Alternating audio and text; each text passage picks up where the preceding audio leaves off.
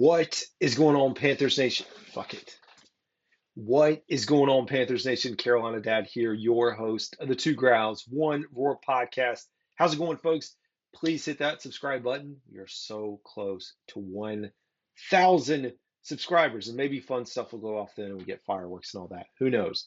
But I'm here today to talk about some surprise cuts that could be coming for the Carolina Panthers heading into the 2024 campaign and training camp, which will be in Charlotte, North Carolina this year, downtown where the bubble formerly was. But enough of that. Let's talk about the cuts that could be coming.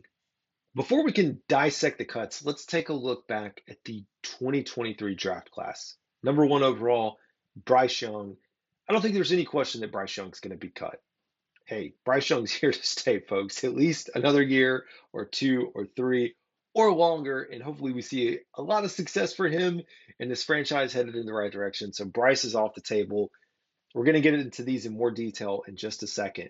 But when I go through pick number 39, second round, pick 39, Jonathan Mingo, round 3, pick 80, DJ Johnson, round 4, pick 114, Chandler Zavala, and lastly, round 5, pick 145, Jamie Robinson.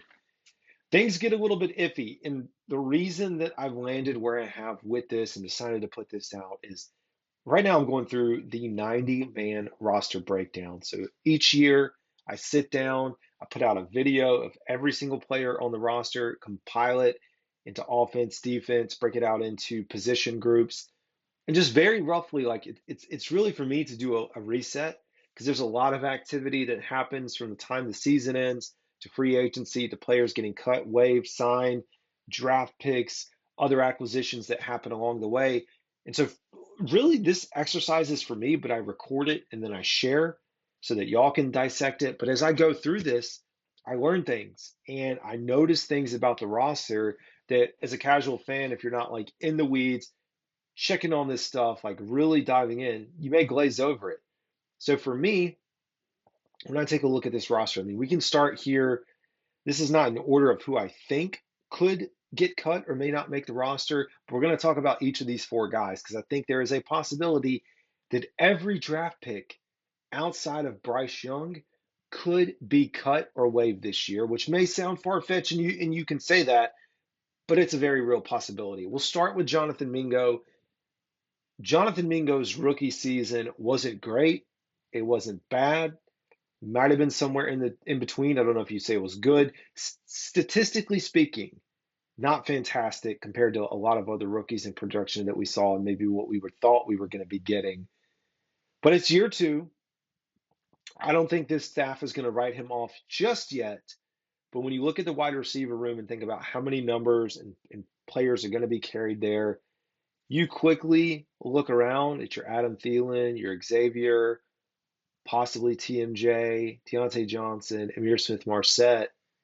You start adding some of these players up. You're like, oh, and then we're not even talking about undrafted free agent rookies like Sam Pinckney, Jalen Coker, a lot of these other guys that are on the roster. David Davis, who got signed over from the UFL, was the offensive player of the year there.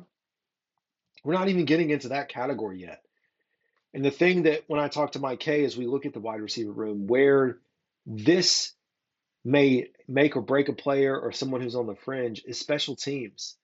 Now, I personally don't think Mingo is going to get cut this year. I think they're going to give him another year. It just makes too much sense. Unless they just get out there and everyone is just a notch above him, and then you're coming down to that final line of like the 5th or 6th roster spot for wide receivers. And you say, well, you know what? We can get this production out of Amir. We can get this production with Xavier, whether it's returning kicks, Amir returning punts. And at that point you say, oh, okay, maybe he is borderline. And I don't think that one seems a little more far-fetched than some of the others on here. I think he'd be the safest out of that group of 4 that I mentioned. DJ Johnson, he's another one that as I look at the edge position, it's a big year for him. Heading into his 2nd year, he's done pretty well as a run stopper. We've seen him shine a little bit there, but this is about getting pressure, getting to the quarterback, and taking that next step forward. Now, One of the things that's going to benefit Johnson is that the Panthers brought in Clowney, who's aging, and then DJ Wonham, who is recovering from injury. And then outside of that, you don't really have a lot. Barno's recovering. So for him, I think numbers wise, it's going to make too much sense to even put him in a category of potentially being cut. But I do think in the back of your mind, if you were looking at last year to this year and like it's a possibility. Again, it seems a little bit like if I had to rank, I'd put Mingo more likely to be cut over Johnson right now. Like between those two, that's where I'd rank it. So I do think Johnson's going to be safe based off of numbers, but it is a big year because he's got to prove that he can be an NFL caliber edge rusher and get to the quarterback. We have round 4 pick 114, someone that I was happy to have drafted here in Carolina, and that is Chandler Zavala, guard out of NC State. When he was drafted, people said, oh my gosh, we're going to have this pairing with Icky, Zavala. I quickly said, hold up. They barely played together in college. Remember, Zavala transferred in. They spent a little bit of time together. It wasn't like this big renaissance thing that was going to happen, and we're going to have this amazing left side of the line. Icky's got his own issues, by the way. Chandler Zavala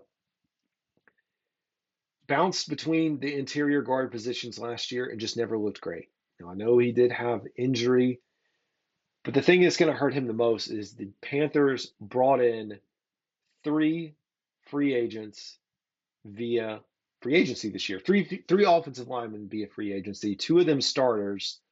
One of them not his position, but a swing tackle.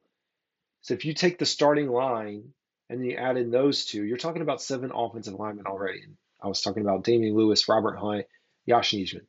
And you throw in Icky, Austin Corbett, Brady Christensen, Taylor Moton. Bam, right there.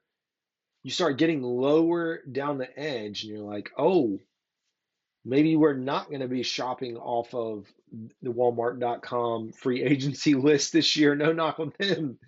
But pulling guys off the streets and making cuts in the middle of the season, I think it's going to be a very competitive case. And there's a lot of guys here, a Jensen, a Cade Mays. I already talked about Brady Christensen, but there's going to be competition there, and he's got to step up because I only see maybe nine offensive linemen. 9 usually seems to be a pretty good number. So I think if I was like out of this group, Chandler Zavala is one that I'd be watching.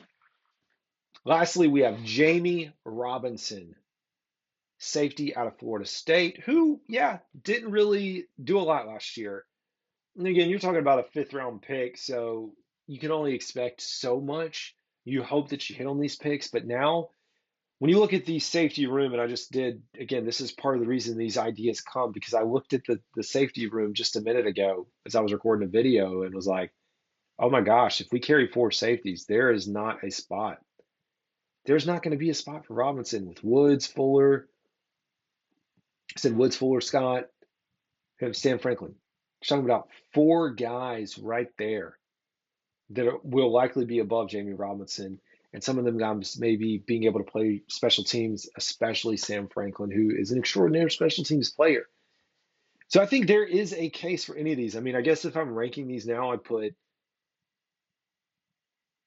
Robinson, Zavala, Mingo, Johnson as the order of like who is most likely to get cut. It's going to be a wild time, man. And hopefully we don't have to have these conversations in years to come because these players are developing these later round picks, 2nd, even 3rd, 4th, 5th, 6th, 7th. We start to see some production from those folks. And we're not having to go back and say, oh my gosh, this may be one of the worst draft classes of the Carolina Panthers history by far. Not even dissecting what was traded away. Anyways, folks, let me know what you think. This is Carolina Dad. Y'all have a good one.